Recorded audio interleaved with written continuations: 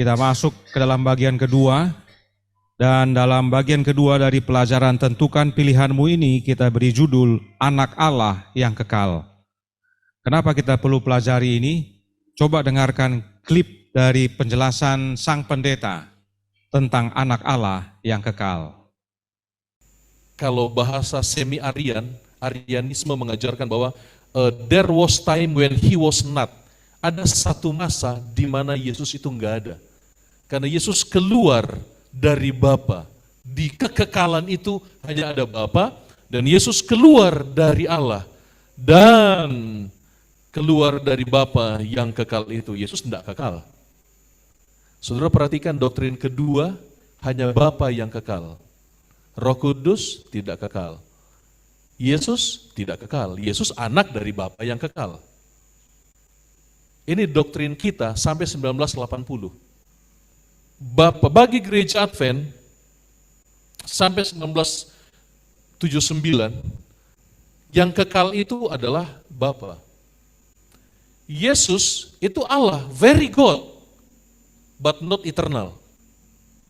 Saudara lihat perbedaannya dengan doktrin yang ada di tangan saudara sekarang. 28 doktrin yang di tangan saudara sekarang sudah begini bunyinya. Itu sejak 1980. There is one God. Hanya ada satu Allah. Father, Son, and Holy Spirit. Hanya ada satu Allah yang terdiri dari Bapa, Anak, dan Roh Kudus. A unity, persatuan of three co-eternal persons. Persatuan dari tiga pribadi yang sama-sama kekal. Lihat bedanya? Jadi bagi gereja Advent 1931 sudah benar, Yesus Allah, tapi tidak kekal. There was time when he was not. Ada satu masa di mana Yesus keluar dari Bapa yang kekal itu. Doktrin keempat, God the Eternal Son. Doktrin kelima, God the Eternal Spirit. Lihat bedanya ya. Ada kata eternal.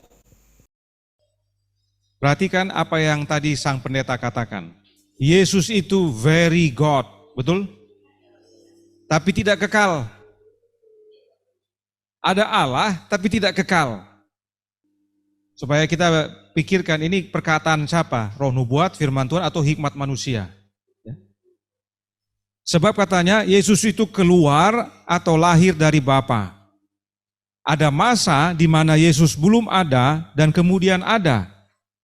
Ini penting kita ketahui sebab bagi gereja Advent, jika lahir atau keluar dari Bapa, itu artinya tidak kekal. Saya ulangi, meskipun Bapa kekal, tapi kalau keluar dari Bapa, maka tidak kekal.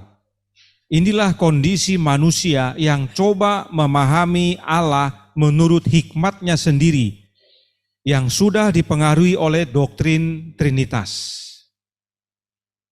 Jadi yang membedakan versi-versi buku doktrin dalam gereja Advent, khususnya tentang Allah, katanya tadi adalah kata eternal atau kekal. Berikut tabelnya untuk kita bisa lihat.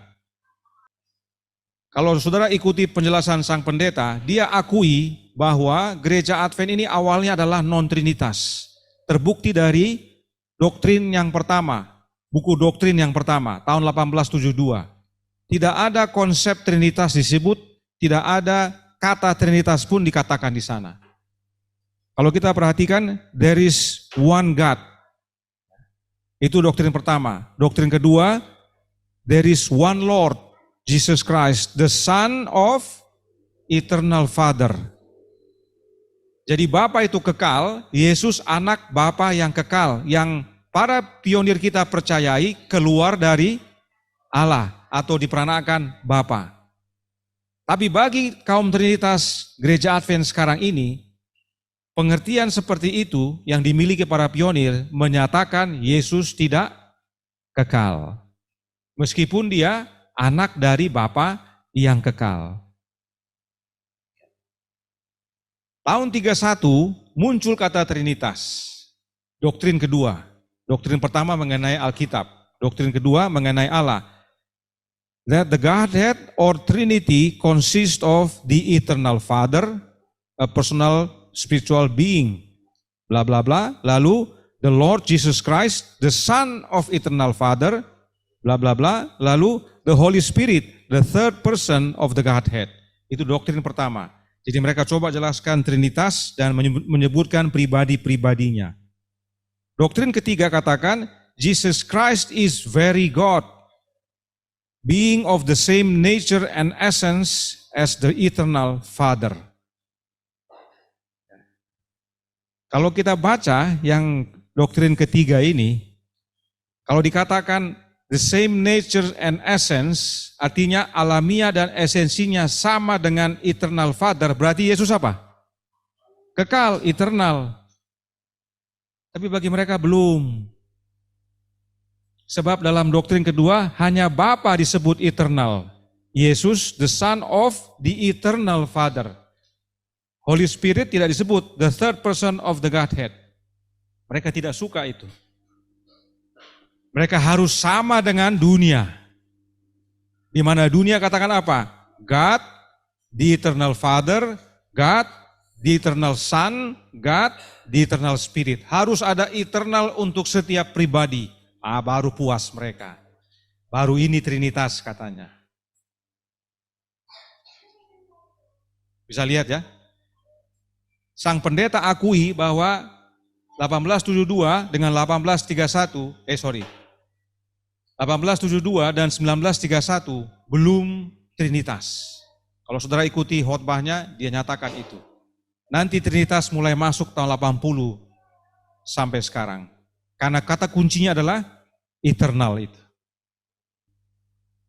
Sang pendeta coba jelaskan kepada umat bahwa berdasarkan doktrin awal gereja Advent jelas terlihat tidak percaya Trinitas. Dan meskipun di tahun 1931 sudah mulai ada kata Trinitas, tapi belum menyatakan Trinitas yang sebenarnya. Sebab baik doktrin 1872 dan 1931 yang kekal atau eternal hanya Bapa. Yesus yang anak Allah yang kekal, yang keluar dari Bapa, tidak kekal menurut mereka. Menurut sang pendeta. Padahal dalam doktrin 1931 dikatakan Yesus adalah sangat Allah, very God. Apalagi kurangnya. Tapi karena dianggap keluar dari Bapa, maka dianggap tidak kekal. Sebab kembali, jika keluar atau diperanakan Bapa, bagi kaum Trinitas itu tidak kekal. Ini logika keliru. Kelirunya apa?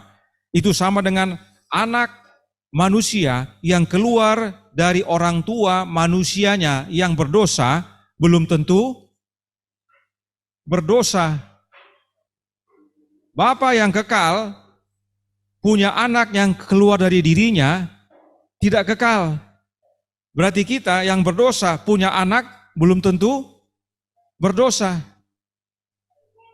Inilah hikmat manusia yang kalau tidak kita uji mengerikan. Sebab banyak umat yang mendengar dan menerima karena yang khotbah tamatan ayas. Kalau kita berdosa, alamiah kita adalah alamiah manusia berdosa, anak kita yang lahir pasti berdosa. Ini pelajaran berikutnya nanti. Sama seperti pohon. Itu sebabnya Tuhan katakan, Dia menciptakan segala sesuatu dan menurut apanya? Jenisnya. Kalau pohon mangga, dia membuahkan mangga. Kalau manusia, dia beranak manusia lagi. Alamiahnya sama, tidak ada bedanya. Apapun itu, kaum Trinitas tidak puas dengan pengertian itu. Mereka harus tambahkan kata kekal di setiap gelar. God the eternal Son, God the eternal Father, God the eternal Spirit. Dan ini mulai dicantumkan di tahun 1980 saat gereja Advent secara resmi mengakui Trinitas sebagai doktrin dasar gereja sampai sekarang. Intinya, bagi kaum Trinitas, jika keluar dari Bapa, sebagaimana yang diyakini oleh Nyonya White dan para pionir, maka Yesus tidaklah kekal. Sekarang mari kita uji, Apa pemahaman Nyonya White tentang Yesus anak Allah? Dari zaman masih non-trinitas, apa yang dia percayai? Apakah selaras dengan yang dituduhkan? Kita lihat tabelnya sebagai ringkasan. Yang sebelah kanan terjemahannya. Kita baca terjemahannya dalam Review and Herald tanggal 17 Desember tahun 1872, tahun di mana buku doktrin pertama dikeluarkan. Dikatakan, anak Allah walaupun dalam rupa Allah dan tidak menganggap kesetaraan dengan Allah itu sebagai milik yang harus dipertahankan. Ini dari Filipi 2 ayat 5. Ya. Dalam rupa Allah, kalau dalam rupa Allah sama atau beda itu? Sama. Kemudian dalam 1887, surat nomor 37, paragraf 22, Nyonya White tulis, lalu lihatlah di balik penyamaran itu. Dan siapakah yang kita lihat? Keilahian, anak Allah yang kekal, sama perkasanya, sama-sama dikaruniai dengan segala sumber dan kuasa, dan dia ditemukan dalam penampilan sebagai seorang manusia. Di sini dikatakan penyamaran atau disguise, artinya yang ilahi dibungkus oleh kemanusiaan. Yang dibungkus itu adalah anak Allah yang kekal. Kemudian dalam manuskrip 15 tahun 1898 paragraf 8 dikatakan firman yang kekal menampakkan diri dalam wujud manusia. Berarti siapa dia ini? Anak Allah. Ya, anak Allah disebut firman yang kekal. Membawa serta segala rahmat, kesembuhan dan efisiensi. Tahun 1898, tahun di mana buku Kerinduan Segala Zaman diterbitkan yang dituduh oleh Gereja Advent sebagai sumber awal Trinitas di Gereja Advent ini. Bahwa Nyonya White menggunakan buku itu untuk mulai mengajarkan Trinitas. Dan Nyonya White sudah mulai menggunakan kata kekal sebelum itu. Bagaimana sesudah buku terbit? Kita baca tahun 1906, Review and Herald, April tanggal 5. Firman itu ada sebagai makhluk ilahi, bahkan sebagai anak Allah yang kekal dalam persatuan dan kesatuan dengan Bapanya. Jadi sejak awal dan seterusnya, tidak pernah Nyonya White menjelaskan bahwa Yesus itu anak Allah yang kekal, nanti setelah kami berganti doktrin dari non-trinitas kepada trinitas, tidak ada. Nyonya White juga tidak bilang bahwa, oh Yesus itu anak yang kekal nanti setelah dia muncul bersamaan. Kalau dilahirkan atau diperanakan tidak kekal. Tidak ada penjelasan Roh Nubuat begitu. Dari awal sampai seterusnya, Nyonya White katakan Yesus itu anak Allah yang kekal sebab dia diperanakan dari Bapa yang kekal. Alamiahnya sama. Tanpa harus dibahas, kita harus mengerti. Itulah yang orang Yahudi pahami. Pada waktu Yesus katakan apa? Saya ini anaknya Allah. Anaknya Bapa. Mereka marah. Mereka mau bunuh dia. Karena dengan mengatakan anaknya Allah, berarti dia menyamakan diri dengan Allah. Menyamakan bukan dengan posisi, tapi dengan alamiah. Berarti you Allah juga. Itu orang Yahudi mengerti. Jadi, istilah anak Allah yang kekal bukan harus nanti setelah Trinitas. Tapi sejak dahulu, Roh Nubuat tetap sama dan menyatakan bahwa Yesus adalah anak yang kekal, dan hal yang sama dituliskan tahun 1906, yaitu sesudah buku Kerinduan Segala Zaman. Nah, apa yang Roh Nubuat maksudkan dengan anak Allah yang kekal? Kita lihat jawabnya dalam From Eternity Past, halaman 9 paragraf 3, dikatakan, Kristus Sang Firman adalah satu dengan Bapa yang kekal, satu dalam alamiah, dalam karakter, dalam tujuan. Jika Yesus satu alamiah dengan Bapa yang kekal, maka alamiah Yesus adalah alamiah yang kekal. Nah, bagaimana Yesus bisa memiliki alamiah yang sama dengan Bapanya? Apakah karena muncul bersamaan di masa kekekalan, seperti yang Trinitas ajarkan? Bapa, Anak, dan Roh muncul. Kita sama-sama ya alamiahnya ini. Kamu ilahi? Iya. Oh, saya juga ilahi. Kamu? Oh iya ilahi. Sama kita ilahi. Kekal dong kita tiga. Apakah begitu? Ya. Karena bagi mereka muncul sama-sama itulah kekal. Kalau tidak muncul sama-sama tidak kekal. Kita lihat penjelasan Roh Nubuat. Kenapa Yesus disebut anak Allah yang kekal? Kita baca Selected Messages buku pertama halaman 247 paragraf 4. Dikatakan, Tuhan Yesus Kristus anak Allah yang ilahi. Karena Bapa adalah ilahi. Sudah ada sejak kekekalan, pribadi yang berbeda, namun satu dengan Bapa. Ia adalah kemuliaan sorga yang melebihi segala sesuatu. Ia adalah panglima makhluk-makhluk sorga, dan sembah penghormatan dari malaikat-malaikat diterima olehnya sebagai haknya. Ini bukanlah perampokan Allah. Tuhan telah menciptakan aku sebagai permulaan pekerjaannya. Ia berkata, ia di sini adalah Tuhan Yesus Kristus. Sebagai perbuatannya yang pertama-tama dahulu kala. Sudah pada zaman purbakala aku dibentuk pada mula pertama sebelum bumi ada. Sebelum air samudra raya ada, aku telah lahir. Sebelum ada sumber-sumber yang syarat dengan air. Sebelum gunung-gunung tertanam dan lebih dahulu daripada bukit-bukit, aku telah lahir. Sebelum ia membuat bumi dengan padang-padangnya atau debu dataran yang pertama, ketika ia mempersiapkan langit, aku di sana. Ketika ia menggaris kaki langit pada permukaan air samudra raya. Amsal 8 ayat 22 sampai 27. Ini sudah pernah kita bahas, tapi perlu kita ulang sebagai dasar Yesus anak Allah yang kekal. Roh Nubuat mengutip Amsal 8 dan menyatakan bahwa itu adalah perkataan Yesus anak Allah yang menjelaskan bahwa anak Allah terlebih dahulu lahir, baru semua diciptakan. Sebab nanti siapa yang ciptakan? Yesus. Dalam terjemahan bahasa Indonesia dikatakan aku telah lahir, tapi dalam bahasa Inggris dikatakan apa? Dibawa keluar, brought forth. Ya. Inilah dasarnya mengapa Yesus disebut anak Allah yang kekal, yang satu alamiah dengan Bapa yang kekal. Sebab Yesus lahir atau dibawa keluar dari Bapa yang kekal. Itu sebabnya tadi dikatakan satu dalam alamiah. Maka alamiahnya Yesus pasti ilahi dan kekal. Itulah para pionir dan hamba Tuhan Nyonya White percayai. Tidak heran Yesus berkata apa? Yohanes 8 ayat 42. Kata Yesus kepada mereka, jika Allah adalah Bapamu, kamu akan mengasihi aku, sebab aku keluar. Dalam bahasa Inggris, proceeded forth. Proceeded forth itu dengan brought forth sama, dibawa maju, dibawa keluar. Ya, semua yang lahir kan dibawa keluar. Tidak ada yang lahir dimasukin lagi. Tidak ada. Semua dibawa keluar. Ya. Dan datang dari Allah. Dan aku datang bukan atas kehendakku sendiri, melainkan dialah yang mengutus aku. Yesus sendiri akui bahwa dia dibawa keluar dari Bapa atau lahir dari Bapa.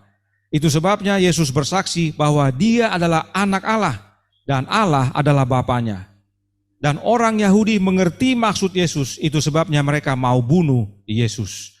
Yohanes 5 ayat 18. Sebab itu orang-orang Yahudi lebih berusaha lagi untuk membunuhnya. Bukan saja karena ia meniadakan hari Sabat, tapi juga karena ia mengatakan bahwa Allah adalah Bapanya sendiri.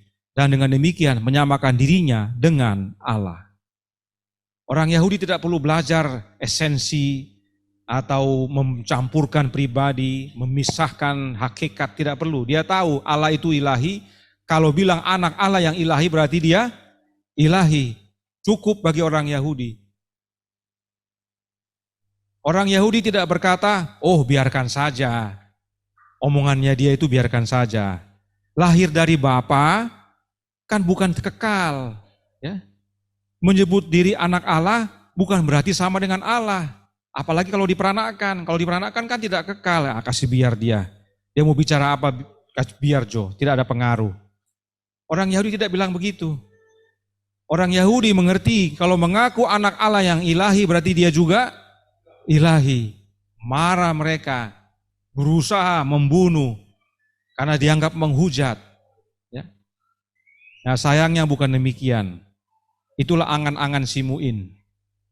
Jika memang Trinitas adalah benar, itulah angan-angan si Mu'in. Orang Yahudi mengerti bahwa jika menyebut diri anak Allah yang lahir dari Bapa atau keluar, proceeded forth, maka hal itu menyatakan bahwa Yesus sama dengan Bapa, yaitu sama-sama ilahi. Sebab orang Yahudi dan semua manusia umumnya paham bahwa alamiah anak sama dengan alamiah orang tuanya. Tapi bagi yang percaya Trinitas tidak. Ya. Bagi yang percaya Trinitas tidak demikian.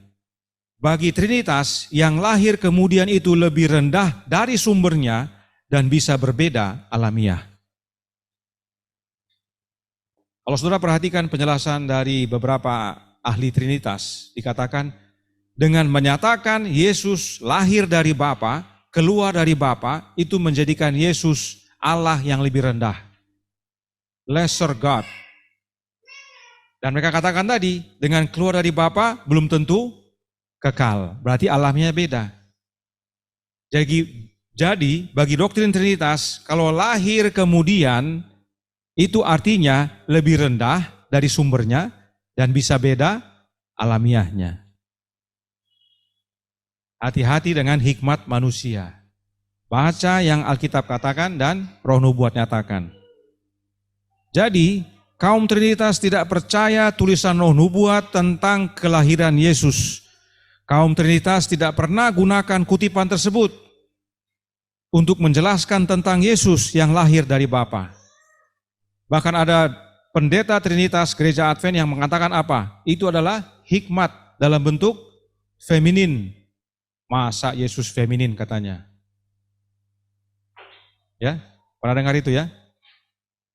Padahal Roh Nubuat gunakan kutipan itu untuk menjelaskan Amsal 8 dan Roh Nubuat katakan itu adalah perkataan Yesus. Jadi Trinitas menolak apa yang Alkitab dan Roh Nubuat nyatakan. Ya. Hati-hati saudaraku dalam Tuhan. Padahal kalau saudara ikuti penjelasan sang pendeta, dia bilang begini secara garis besar. Doktrin gereja Advent itu tidak pernah berasal dari tulisan Roh Nubuat. Tidak pernah, dia bilang. Doktrin gereja Advent berasal dari Alkitab.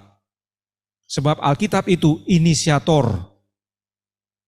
Roh Nubuat itu konfirmator, kata dia. Di Roh Nubuat itu mengkonfirmasi apa yang Alkitab nyatakan. Nah ini bukankah yang dimaksudkan? Alkitab nyatakan Yesus lahir dan Roh Nubuat mengkonfirmasi, meneguhkan, tapi tidak diterima, tidak dipercaya. Ingat firman Tuhan berkata dalam Kejadian 2 ayat 21 sampai 23. Lalu Tuhan Allah membuat manusia itu tidur nyenyak. Ketika ia tidur, Tuhan Allah mengambil salah satu rusuk daripadanya, lalu menutup tempat itu dengan daging. Dan dari rusuk yang diambil Tuhan Allah dari manusia itu, dibangunnyalah seorang perempuan. Lalu dibawanya kepada manusia itu.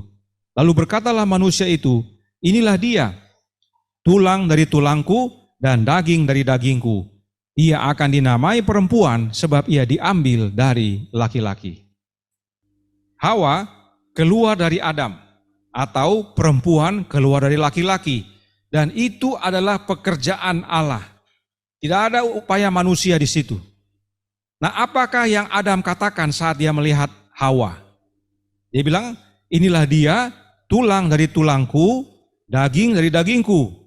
Artinya alamiah Hawa sama dengan alamiahnya Adam. Sebab Hawa dibangun atau dibawa keluar dari Adam. Hawa bukan manusia lebih rendah dari Adam.